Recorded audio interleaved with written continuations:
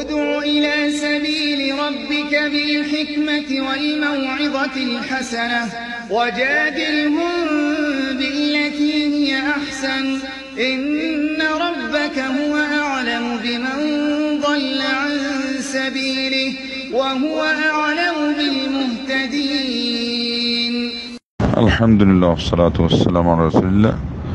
একটা প্রশ্ন আসছে যে মৃত্যুর পরে কার হাত কবর থেকে বের হয়েছিল। এইটা তো ভাই অনেক কথাই আছে গল্পের মধ্যে, গল্প কাহিনী কল্প কাহিনী হিসাবে কিন্তু সাব্যস্ত না এগুলো।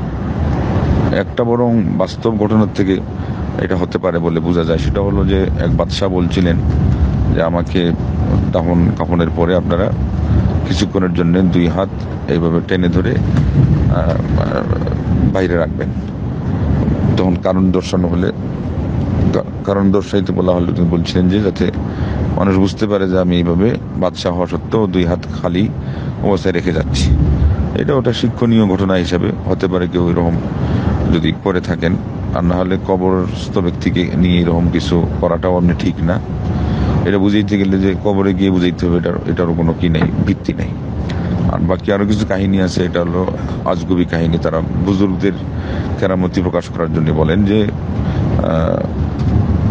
আল্লাহ নবী সাল্লাল্লাহু আলাইহি ওয়াসাল্লামকে সালাম দিলে তাদের বুজুর্গ তো কামিল ছিলেন যে তিনি হাত বের করেছেন কবর থেকে। এগুলো সব বানোয়াট কাহিনী।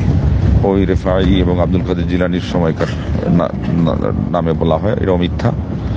এবং আরো অনেকেই অনেক কেরামতি সাব্যস্ত করার জন্য এগুলো বানিয়ে থাকেন। এগুলো কোনোটার দিকে ভ্রুক্ষেপ করা ঠিক না।